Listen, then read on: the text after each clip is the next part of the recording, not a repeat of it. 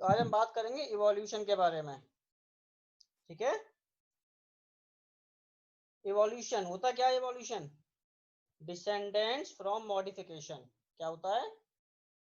Descendants with modification. अब evolution को ये बात बोली थी, ये किसने बोली थी? चार्ल्स डार्विन ने। क्या बोला चार्ल्स डार्विन ने? कि जितने भी जो भी इस धरती पर इवोल्यूशन हुआ है वो किसके वजह से हुआ है? एंसेस्टर्स से हुआ है। ठीक है, क्या हुआ है? एंसेस्टर्स से हुआ है। ये चीज तो सबको सबको पता है।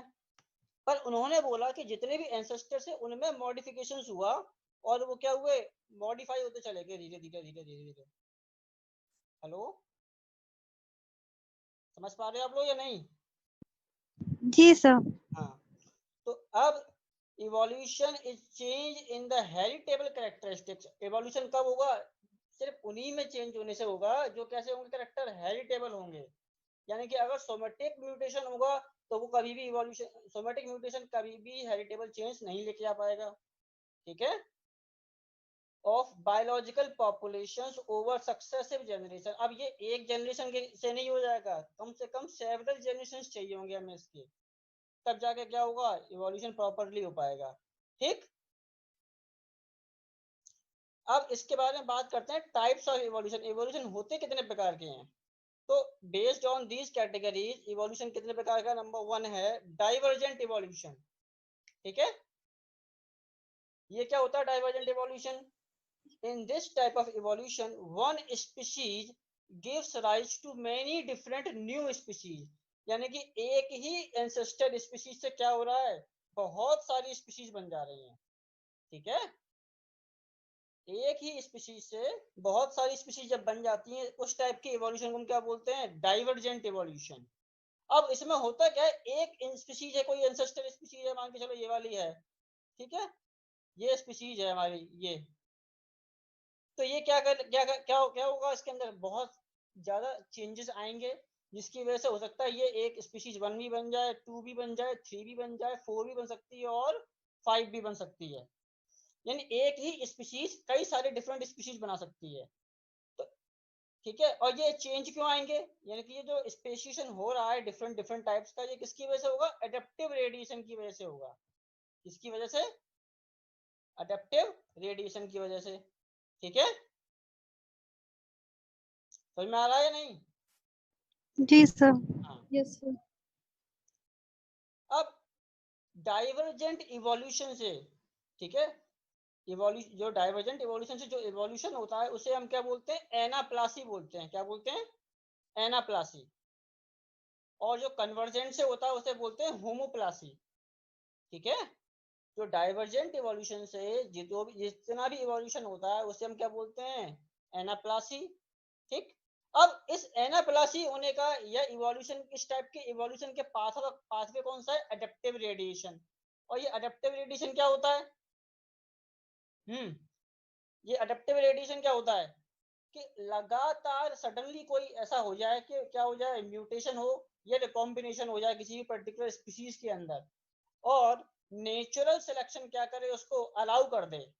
ठीक है, इसे क्या बोलते हैं हम? Adaptive radiation. यानी कोई म्यूटेशन हो जाए या रिकॉम्बिनेशन हो जाए या कुछ भी ऐसा सडनली चीज कोई हो जाए और नेचुरल सिलेक्शन जो नेचर है वो क्या करे? उसे अलाउ करे, उसे एलिमिनेट ना कर पाए। तो इस टाइप के फिनोमेना को क्या बोलते हैं हम? Adaptive radiation. ठीक है, अब इस चीज को प्रूफ कैसे करेंगे हम कि हाँ भाई डाइवर्जेंट इवोल्यूशन होता है? इसके लिए क्या है हमारे पास? होमोलोगस ऑर्गन्स पाए जाते हैं। क्या बोलते हैं? Homologous organs. ठीक है, ये होमोलोगस ऑर्गन्स ही क्या करते हैं? प्रूव करते हैं कि हाँ जो इवोल्यूशन हुआ है वो कैसा है? डाइवर्जेंट है। अब आपको पता है होमोलोगस ऑर्गन्स क्या होते हैं? हाँ, श्रीमती स्मृति, हेलो। जी सर। जी सर। हाँ, क्या होता है डाइवर्जेंट होमोलोगस ऑर्गन क्या होते हैं? Sir homologous organ analog. Sir एक हाँ मिनट। हाँ भाई नील। जो सेम एंसेस्ट्रल जैसे कि हाँ, बैट्स का गदर और होमोलोगस ऑर्गन क्या होते हैं? स्ट्रक्चर क्या सर होता है? सेम होता मॉर्फल है। हाँ work morphologically work similar. Different होता है। हाँ, morphologically similar but functionally But structure is different. ना, structure same but function different. Yes sir, structural same होता है पर फंक्शनल डिफरेंस हाँ, होता है उनमें। फंक्शनल डिफरेंस होता है, ठीक है जी। तो अब होमोलोगस ऑर्गन्स देखो नीचे लिखा हुआ है, homologous organs have similar prototype. क्या होता है प्रोटोटाइप का मतलब स्ट्रक्चर सेम है दोनों का, ठीक है, but adopted for different function. आपको दिखाई दे रहा है ना स्क्रीन पर? हेलो, जी सर, जी सर, दिख Yes, रहा है। sir. हाँ दिख रहा है सबको? जी सर। हाँ, तो क्या है homologous organs have similar prototype, मतलब प्रोटोटाइप क्या होगा उनका सेम होगा, but adopted for different functions. मतलब क्या है कि चार देखो, बैलगाड़ी भी अलग है, ठीक है, और कार भी अलग है, और ट्रक भी अलग है कि नहीं? स्ट्रक्चर सेम होता है, पहिए सब में होते हैं, बट क्या है सबको जो काम है वो अलग अलग असाइन किए होते हैं। कार जो क्या कहाँ चलती है, रोड पर चलती है, बैलगाड़ी पगडंडी पर चलती है, गाँव में चलती है, पहिए ट्रेन में भी होते हैं तो वो पटरी पर चलते हैं, है कि नहीं? पहिए सब में हैं, बट क्या है सबके फंक्शन अलग अलग हैं, अलग अलग। ठीक है। Okay sir. नेक्स्ट आता है divergent evolution has remained common pathway of evolution in the history of earth and gives rise to biodiversity। ये बहुत इंपॉर्टेंट बात है कि जो डाइवर्जेंट इवोल्यूशन जो हुआ है वो सबसे कॉमन है अब तक अर्थ में, यानी कि जो भी बायोडाइवर्सिटी आज हम देखते हैं उसमें ज्यादातर हाथ किसका है? डाइवर्जेंट इवोल्यूशन का है, ठीक है। देखिए जो भी बायोडाइवर्सिटी हम देख पा रहे हैं आज की डेट में, लिविंग जो बायोडाइवर्सिटी है अर्थ पर, उसमें मेजर रोल किसका है? डाइवर्जेंट इवोल्यूशन का मेन रोल है उसमें, ठीक है। अब इस डाइवर्सिफिकेशन थ्रू डाइवर्जेंट इवोल्यूशन, मतलब ये जो बायोडाइवर्सिटी जो डेवलप हुई है, जो डाइवर्सिफिकेशन हुआ है, इसके थ्रू अगर डाइवर्जेंट इवोल्यूशन के थ्रू, उसे हम क्या बोलते हैं? क्लेडोजेनेसिस। इससे क्वेश्चन आ चुका है 4 नंबर में, याद रखना, ठीक है। हाँ, क्लेडोजेनेसिस से पूछा गया है क्वेश्चन। अब क्लेडोजेनेसिस और एनाजेनेसिस दो अलग अलग चीजें हैं। अगर डाइवर्सिफिकेशन डाइवर्जेंट इवोल्यूशन से हुआ है उसे हम बोलते हैं क्लेडोजेनेसिस। अगर डाइवर्सिफिकेशन कन्वर्जेंट इवोल्यूशन से हुआ है तो उसे हम क्या बोलते हैं? एनाजेनेसिस, ठीक है। सर फिर से बोल दीजिए सर। अगर डाइवर्सिफिकेशन डाइवर्जेंट इवोल्यूशन से होता है तो उस प्रोसेस को हम बोलते हैं क्लेडोजेनेसिस, ठीक है। Okay sir. और अगर डाइवर्सिफिकेशन जो क्या है कन्वर्जेंट इवोल्यूशन से हो रहा है, डाइवर्जेंट नहीं, कन्वर्जेंट इवोल्यूशन से अगर डाइवर्सिफिकेशन हो रहा है, उस टाइप के पाथवे को हम क्या बोलते हैं? एनाजेनेसिस, ANAGENESIS, ठीक है। Okay sir. ओके, हाँ। अब इस डाइवर्जेंट इवोल्यूशन का कॉज क्या है? Over reproduction. क्या है? Over reproduction. अब मैं ये बात बता चुका हूँ कि हर स्पीशीज की टेंडेंसी होती है कि वो क्या करती है? ओवर रिप्रोड्यूस करने की कोशिश होती है हर एक की, ठीक है। क्या जो भी स्पीशीज हैं अर्थ पर उन सबकी टेंडेंसी होती है कि वो क्या करें? ओवर रिप्रोडक्शन करें। अब ओवर रिप्रोडक्शन होगा तो क्या होगा? उनमें फिर धीरे धीरे रिसोर्सेज के लिए कंपटीशन स्टार्ट होगा, ठीक है। क्या होगा? जब ओवर प्रोडक्शन होता है तो रिसोर्स तो लिमिटेड होते हैं किसी भी पर्टिकुलर एनवायरमेंटल कंडीशन के अंदर, तो उन रिसोर्सेज के लिए उनमें कंपटीशन होगा। उस कंपटीशन की वजह से क्या होगा? निश डाइवर्सिफिकेशन आ जाएगा, ठीक है। और जब ये निश डाइवर्सिफिकेशन आता है तो क्या होता है? डाइवर्जेंट इवोल्यूशन हो जाता है। मैंने आपको बताया था क्या कहते हैं डार्विन फिंचेस के बारे में बताया था, याद है? पहली या दूसरी तीसरी क्लास में जब मैंने ली थी, तो कि जब डार्विन फिंचेस में एक जगह से दूसरी जगह माइग्रेट करके गई तो वहां पर क्या था? हैबिटाट निश तो बहुत अच्छी थी, ठीक है, बट ट्रॉफिस निश थी वो कैसी थी? बहुत कम थी, यानी खाने पीने की कमी थी मगर जगह बहुत थी, ठीक है। जब हाँ, जब गैलापागोस आइलैंड माइग्रेट करके गई कौन? डार्विन फिंचेस, तो वहां पर जगह तो बहुत थी क्योंकि नया नया एरिया था, बट वहां पर फूड की कमी थी। तो उस फूड की कमी को क्या हुआ? ओवरकम करने के लिए उनमें कंपटीशन हुआ। कंपटीशन की वजह से क्या हुआ? म्यूटेशन हुआ, और उस म्यूटेशन को क्या किया? नेचुरल सिलेक्शन ने अलाउ कर दिया, ठीक है। हुआ नेचुरल सिलेक्शन ने उसको अलाउ कर दिया। तो जब वो अलाउ हो गया तो क्या हो गया? उसमें डाइवर्सिफिकेशन होने लग गया, ठीक है। इसका अब अगर एक स्पीशीज, अब एक ही स्पीशीज से क्या हो रही है, बहुत सारी उसके क्या बन गए उस समय पर इको टाइप बन गए, ठीक है। ठीक। तो उस स्पीशीज को क्या बोलते हैं हम, one species having many different eco types are called eco species, ठीक है। क्या बोलते हैं हम, ओके। इको स्पीशीज बोलते हैं। तो अब यही मैंने बताया कि जब डाइवर्सिफिकेशन का कॉज क्या है, ओवर रिप्रोडक्शन, और जब ओवर रिप्रोडक्शन होगा तो क्या होगा, उनमें निश डिफरेंशिएशन हो जाएगा, ठीक है। इसका देखो एग्जांपल यही है, Darwin finches, one finch give rise to 18 और मोर फिंचेस, ठीक है। 18 या उससे ज्यादा फिंचेस क्या हुई, डाइवर्सिफाई हो गई उससे। दूसरा एग्जांपल है evolution of prototherians and eutherians in terrestrial areas. ये क्या हुए टेरेस्ट्रियल एरिया, प्रोटोथीरिया क्या होते हैं, हाँ कौन बताएगा, प्रोटोथीरियंस क्या होते हैं,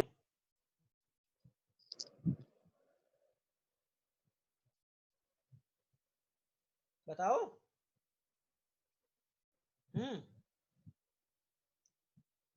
प्रोटोथीरियंस मैमल्स होते हैं, मैमल्स की क्लास है, यूथीरिया भी मैमल की क्लास है, ठीक है। तो प्रोटोथीरिया और यूथीरिया का इवोल्यूशन हुआ किससे, मेटाथीरिया से। तो इससे ये भी क्या है, कॉमन एंसेस्टर है कौन हमारा, मेटाथीरिया, ठीक है। नेक्स्ट आता है evolution of C4 and came plants from C3 ancestral in hot tropical areas of earth. तो देखो जितने भी C4 प्लांट हैं और केम प्लांट हैं, इनका इवोल्यूशन किससे हुआ है, C3 प्लांट से, ठीक है भाई। जितने भी C4 जी सर। प्लांट, हाँ जितने भी C4 प्लांट हैं या केम प्लांट हैं, उनमें क्या होती है, C3 साइकिल सब में कॉमन ही होती है ना, जी ठीक सर। है। है ना। पर उसमें मॉडिफिकेशन हुआ है, यानी C4 में क्या होता है, क्रेंज एनाटॉमी मिलती है, ठीक है। क्या मिलती है, यस सर। क्रेंज एनाटॉमी मिलती है। ट्रांस एनाटॉमी हाँ क्रेंज एनाटॉमी की वजह से क्या है, उसमें एक तो बंडल शीथ सेल्स अलग बन गई और मीजोफिल सेल्स अलग और बन गई, मेसोफिल सेल्स अलग हो गए, ठीक है। Yes sir. उसमें हाँ उस केम में क्या है, केम में क्रेसुलेशन एसिड बन जाता है बीच में, ठीक है, इंटरमीडिएट प्रोडक्ट बन जाता है बीच में, ठीक। तो मगर C3 साइकिल सब में कॉमन चलेगी, क्योंकि जितने भी डाइवर्जेंट इवोल्यूशन हो, जो भी डाइवर्जेंट इवोल्यूशन होता है, उनमें कॉमन कैरेक्टर सबके पास होगा, एक कैरेक्टर जो कॉमन होगा सबका, मेन बेसिक कैरेक्टर, ठीक है। हाँ तो जो कॉमन कैरेक्टर सभी शेयर करेंगे, जितने भी चाहे जितनी स्पीशीज बन जाए, पर वो सारी की सारी एक कॉमन कैरेक्टर को शेयर करेंगी अपने साथ में, ठीक। ठीक है। क्लियर है यहाँ तक, किसी ठीक को कोई है। डाउट, किसी को कोई डाउट है क्या, बता दो भाई, नो सर। ठीक है। नेक्स्ट आता है कन्वर्जेंट इवोल्यूशन। ये कन्वर्जेंट इवोल्यूशन क्या होता है, the type of evolution in which population of different ancestry share the similar correlated character. अब देखो यहाँ उल्टा हो गया, ठीक है। वहां पर क्या था, सभी जितने भी बन रहे थे नए नए, उनमें एक कॉमन था, पर यहाँ पर क्या है, ये डिफरेंट है, पर इनके पास एक कैरेक्टर कॉमन होगा, ठीक है। जैसे कि आप मान के चलो मछलियां होती हैं, ठीक है, फिशेज हो गई, और वेल भी हो गई। अब वेल के पास क्या है, वेल के पास ही फिन होते हैं और मछली के पास ही फिन होते हैं, पर एक्चुअल में मछली के पास क्या है, जो उसका फिन एक्चुअल में बना हुआ, और वेल के पास क्या होते हैं, फ्लिपर्स होते हैं, ठीक है। क्या होते हैं, फ्लिपर, फिन नहीं होता है तैरने के लिए, ओके ठीक है। हाँ ओके सर। हाँ convergent evolution occurs when organisms of different ancestry shares the similar habitat। देखा, तो मछली भी पानी में रह रही है और व्हेल भी पानी में रह रही है, तो दोनों के पास क्या सेम हैबिटेट है। ओवरलैपिंग इकोलॉजिकल निश विद कोएग्जिस्टेंस। अब ऐसा तो नहीं है कि मछली और उनमें क्या हो रहा है, कंपटीशन हो रहा है, नहीं, कॉमन इकोलॉजिकल निश होती है दोनों की, ठीक है। और जी दोनों सर। कोएग्जिस्टेंस में रहती हैं, मतलब शार्क को व्हेल से कोई खतरा नहीं है, व्हेल को कोई शार्क से खतरा नहीं है, क्योंकि उसका साइज इतना बड़ा है कि व्हेल वो खा नहीं पाएगी वो। हम्म, ठीक है। आगे ठीक बढ़ते है। हैं चलो। ये देखो, अब ये स्पीशीज 1 है और ये स्पीशीज 2 है, दोनों अलग अलग स्पीशीज हैं, पर इन दोनों से क्या हुई, ये कॉमन स्पीशीज बनी। ये कॉमन स्पीशीज के बाद दोनों के कॉमन करेक्टर होगा एक, ठीक है, common character but different ancestral species. दोनों के एंसेस्टर कैसे हैं, अलग अलग हैं। समझ में आ रहा है या नहीं आ रहा है? जी दोनों के एंसेस्टर कैसे हैं, अलग अलग हैं, तो बट करेक्टर दोनों का इसके पास क्या कॉमन आ रहा है दोनों का। ठीक। Convergent evolution is supported by the presence of analogous organs। ये analogous organs से क्या होता है, सपोर्टेड है, क्योंकि एनालोगस ऑर्गन्स भी मिलते हैं इंसेक्ट के अंदर है और बर्ड्स के अंदर है। देखो इंसेक्ट में क्या मिलते हैं, विंग्स मिलते हैं, होते हैं कि नहीं होते हैं?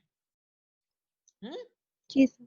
जी इंसेक्ट सर। में भी विंग्स होते हैं। तो analogous organs have different prototype. अब यहाँ पर क्या है, देखो बाइक भी वही काम कर रही है, बाइक का प्रोटोटाइप अलग होता है, उसकी चेसिस और सारा स्ट्रक्चर अलग होता है, बट काम क्या है, चलना है। दोनों में कॉमन क्या है, पहिए, सब में पहिए कॉमन है। तो दोनों का क्या क्या काम है, ट्रांसपोर्टेशन का। ठीक है। अब देखो जैसे कि सपोज करो हवाई जहाज है, किसी हवाई जहाज में जेट इंजन लगा होता है, किसी में पेट्रोल का इंजन लगा होता है, किसी में डीजल का इंजन लगा होता है, पर काम सबका क्या है, कॉमन क्या है जो सबके बीच में, उड़ना। ठीक है।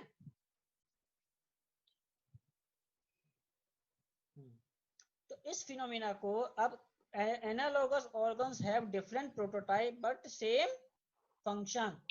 The phenomena is called homoplasy, बोलते हैं इसको, क्या बोलते हैं, होमोप्लासी।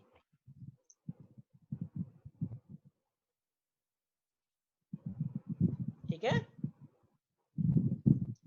इसके एग्जांपल देख लो, whale resembling fishes, seals and walrus developing Piscean adaptation, insects developing flight adaptation like aves, bat resembling insects for adaptation to flight।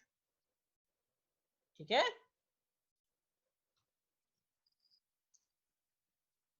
Hello, ji sir. हाँ समझ में आ रहा है या नहीं आ रहा है, ये बता दो मुझे बस अभी तक। जी सर आ रहा है। दोनों दोनों जी एवोल्यूशन समझ में सर। आ गए, किसी को कोई यस दिक्कत तो नहीं सर। अभी तक? नहीं। कोई सर दिक्कत? बस वॉइस थोड़ी है स्लो आ रही है, समझ तो आ रहा है पर बहुत स्लो वॉइस आ रही है, अच्छा वॉइस स्लो आ रही है बहुत। बहुत स्लो आ रही है। अच्छा मैं चलो कल कुछ देखता हूँ, नेक्स्ट क्लास में कुछ ना कुछ करना पड़ेगा वॉइस का। ठीक है। बहुत स्लो आ रही है, बाकी समझ में आ रहा है लेकिन बहुत उससे सुनना पड़ रहा है। अच्छा चलो ध्यान से तो सुनो। और ध्यान से। हाँ चल। हाँ नेक्स्ट है हमारा को इवोल्यूशन। ये को इवोल्यूशन तो ओके। मैं बता चुका हूँ पहले आपको, देखो उसमें ही बताया था मैंने, क्या नाम है, होस्ट पैरासाइट रिलेशनशिप में बताया था, prey yes sir. Predator relationship में बताया था को इवोल्यूशन, है ना। Hmm, evolutionary arm race, evolutionary arm race बताई थी ना, कौन सा प्रिंसिपल था बताओ? रेड क्वीन हाइपोथेसिस बताई थी सर। हाँ रेड क्वीन हाइपोथेसिस में बताया था को इवोल्यूशन।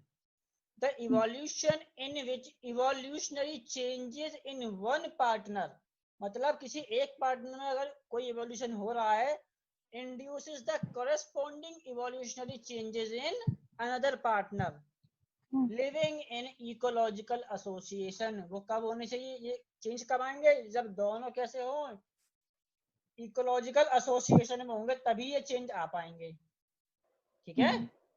मतलब अगर एक में चेंज आ रहा है, मान के चलो अगर क्या नाम है, स्मृति ने पाथफाइंडर खरीदी, ठीक है, तो अक्सर ही पाथफाइंडर खरीद लेगी पढ़ने के लिए, क्यों, क्योंकि स्मृति ने खरीदी थी ना, तो कॉरेस्पॉन्डिंग चेंज आ गया, वहां पे कंपटीशन टाइप का आ गया एक तरीके का।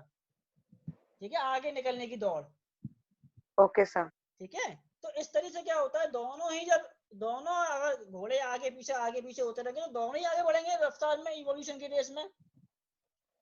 तो एक की वजह से दूसरे का इवोल्यूशन क्या हो रहा है, कॉरेस्पॉन्डिंग हो रहा है साथ साथ।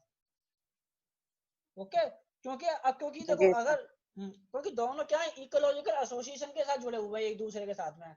अगर ये एसोसिएशन नहीं होता तो फिर ये नहीं हो पाता इवोल्यूशन। ठीक है।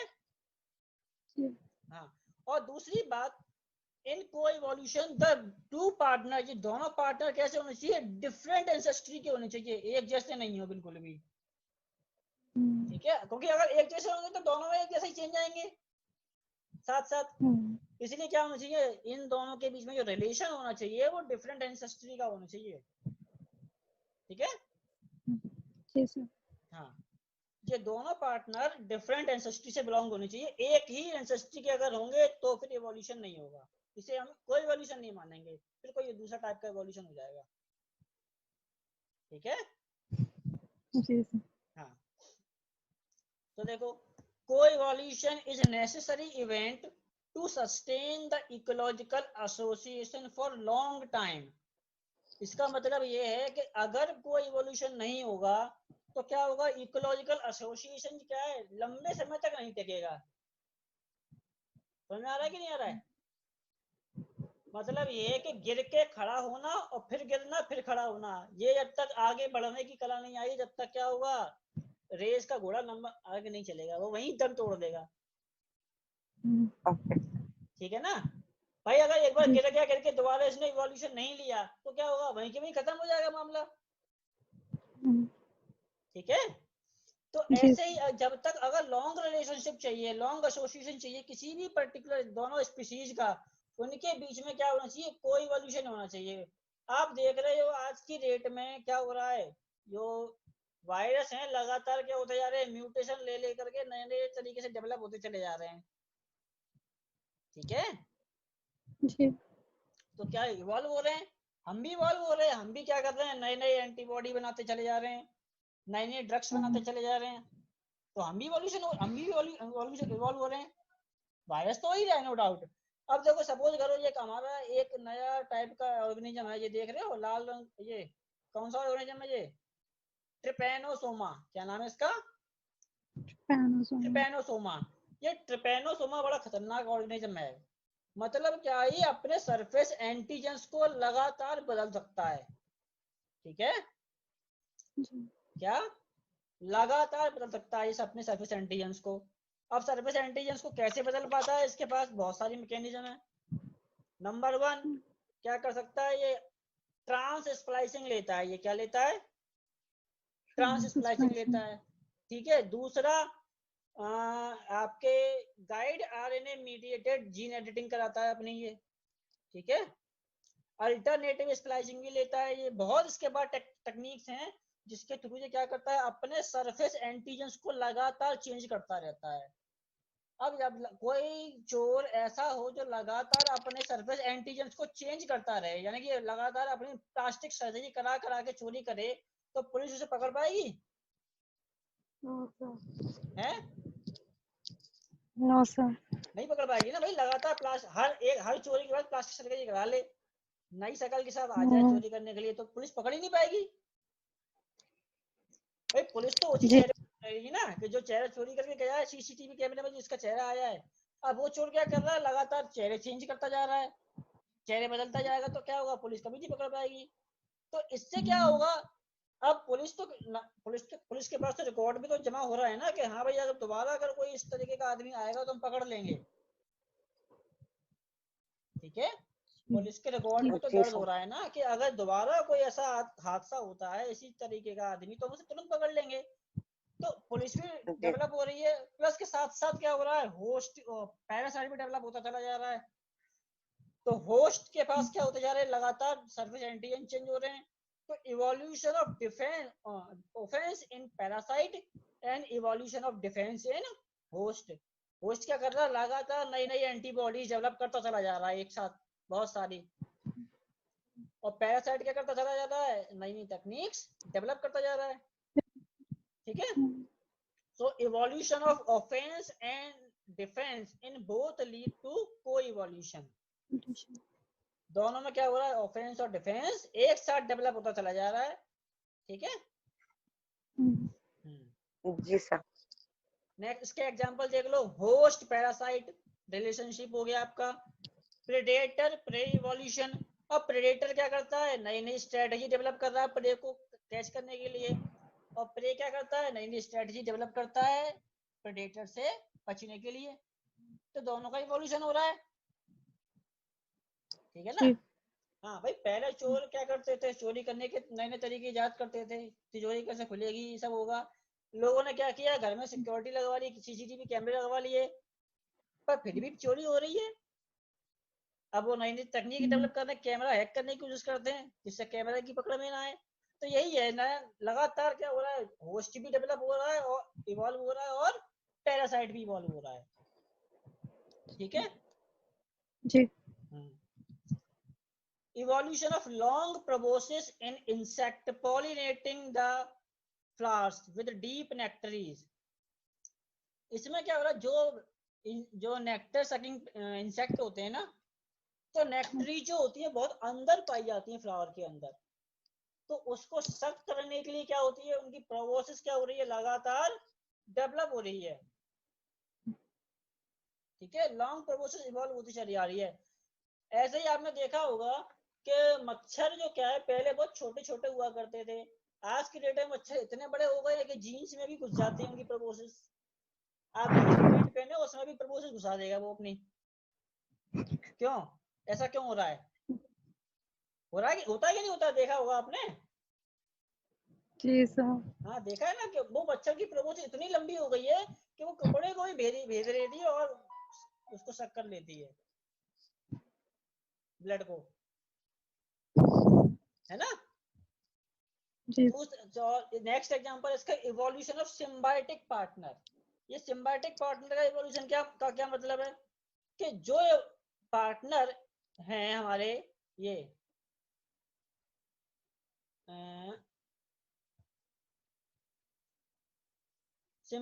जैसे कि दो लोग हैं एक साथ रह रहे हैं, ठीक है।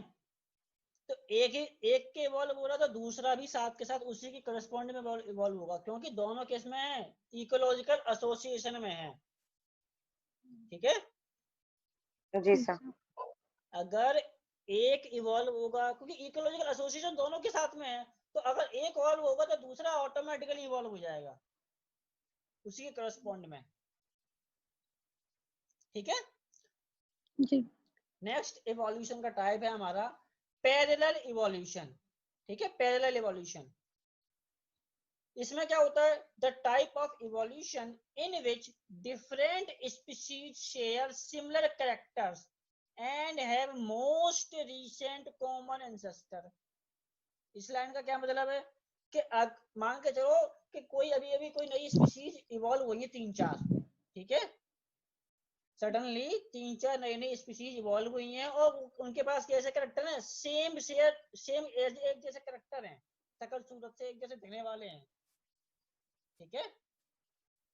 जी। और उनके एंसेस्टर जो क्या अभी पिछले एंसेस्टर से डेवलप हुए हैं, तो इस टाइप के इवोल्यूशन को हम क्या बोलते हैं, पैरेलल इवोल्यूशन, क्योंकि साथ साथ सभी का जन्म हुआ ना, सभी का क्या हुआ, एक साथ इवोल्यूशन हुआ, चारों के चारों नई नई स्पीशीज जो बनी वो सब एक साथ ही बनी, सडनली एक साथ, इसीलिए उसे क्या बोलते हैं, पैरेलल इवोल्यूशन। नहीं समझे, अरे मान के चलो किसी कपल के 2 बच्चे हुए, ठीक है, 2 बच्चे हुए, और दोनों, एक डॉक्टर बना एक इंजीनियर बना, तो दोनों बने तो साथ साथ ही ना, ठीक है। बने जो दोनों साथ साथ ही, दोनों ट्विंस थे तो एक साथ ही बनेंगे, एक ही उम्र पर आकर के। तो इस टाइप के इवोल्यूशन को क्या बोलते हैं, पैरेलल इवोल्यूशन। और ये जो पैरेलल इवोल्यूशन है ये ज्यादातर किसकी वजह से होता है, क्वांटम स्पेसिएशन की वजह से होता है। इसकी वजह से, क्वांटम स्पेसिएशन की वजह से हो जाता है,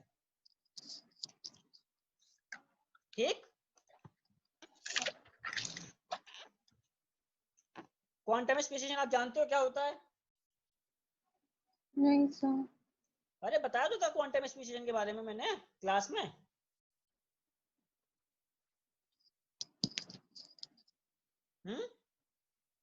पता नहीं सर, याद नहीं आ रहा। क्वांटम स्पेसिएशन का जो मेन रीजन है वो क्या है, rapid point mutation and reproductive isolation because of a endosymbiotic bacteria called Wolbachia. बताया था ये मैंने। सर ये रिपीट कर दीजिए प्लीज। हाँ सर, ये लाइन फिर से। जी ये क्लियर नहीं हो रहा बिल्कुल। क्वांटम स्पेसिएशन का जो रीजन है, मेन जो रीजन है वो है हमारा क्या? Point mutation. Point mutation, rapid point mutation, बहुत फास्ट रेट से पॉइंट म्यूटेशन हो। रैपिड पॉइंट में। हाँ, rapid point mutation and reproductive isolation due to endosymbiotic bacteria called Wolbachia। ये मैं करा चुका हूँ।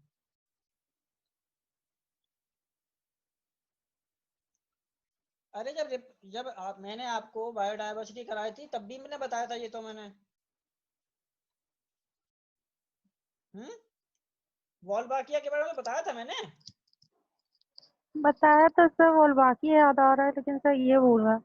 अच्छा जी सर, ये वॉल्बाकिया तो के बारे में बताया बताया था मैंने। इंसेक्ट के अंदर जो डाइवर्सिफिकेशन हुआ है वो इसी वॉल्बाकिया की वजह से हुआ है, बताया था मैंने ये वाली बात तो।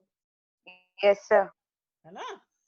तो बताया क्वांटम तो इंसेक्ट में जो स्पेसिएशन हुआ है वो क्वांटम स्पेसिएशन है, यानी फास्ट रेट से, फास्ट इवॉल्विंग पेस से है।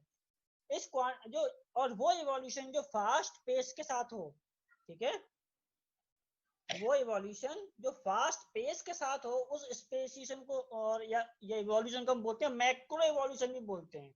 क्या बोलते हैं सर? क्या? वो इवोल्यूशन जो फास्ट रेट से हो उसे हम मैक्रो इवोल्यूशन भी बोलते हैं। मैक्रो इवोल्यूशन, ठीक है। वो evolution, the evolution having accelerated pace, क्या बोलते हैं? The evolution having accelerated pace is also called macroevolution. Okay? तो पैरेलल एवोल्यूशन में मैंने बताया क्वांटम स्पेसिएशन इसका कारण हो सकता है। नेक्स्ट है आपका the species evolving through parallel evolution can not be distinguished on morphological ground. ठीक है, वो स्पीशीज जो पैरेलल इवोल्यूशन से इवॉल्व होती हैं उनको हम मॉर्फोलॉजिकल ग्राउंड पर क्या नहीं कर पाते, डिस्टिंग्विश नहीं कर सकते उनको। मतलब शकल सूरत देख करके हम उनको अंतर नहीं बता सकते, ठीक है, कि ये अलग है, ये अलग स्पीशीज है। स्पीशीज के लेवल की बात कर रहा हूं मैं, ठीक है, इंडिविजुअल के लेवल की बात नहीं कर रहा।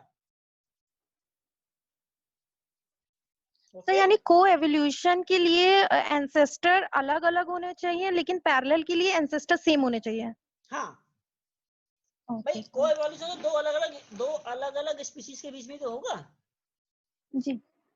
को एवोल्यूशन तो दो अलग अलग स्पीशीज के बीच में हो सकता है। अगर सेम ही स्पीशीज के बीच में हो रहा है तो वो को एवोल्यूशन कहाँ रहा? ठीक है जी सर। हाँ,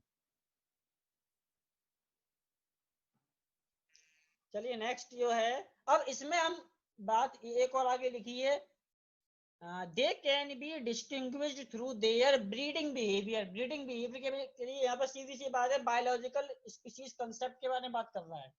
ठीक है, समझ में आ रहा है कि यार बायोलॉजिकल स्पीशीज कंसेप्ट क्या बोलता है?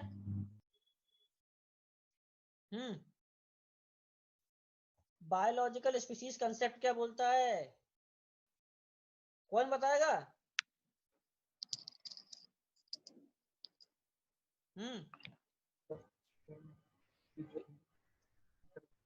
बायोलॉजिकल स्पीशीज कंसेप्ट क्या बोलता है?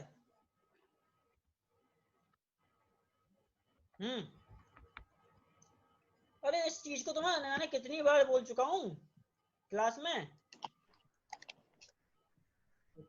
जो इंटरब्रीड करता है नेचर में ऐसा स्पीशीज है। हाँ, according to biological species concept क्या होती है, दो अगर जो स्पीशीज नेचुरल एनवायरमेंटल कंडीशन में क्या करे, रिप्रोड्यूस करे और फर्टाइल प्रोजेनी को बर्थ करे। ठीक है, तब तो वो क्या है, सेम स्पीशीज है। अगर वो ऐसा इन दोनों में से कोई भी एक काम नहीं करती है तो क्या कहलाई जाएगी, वो डिफरेंट स्पीशीज कहलाई जाएगी।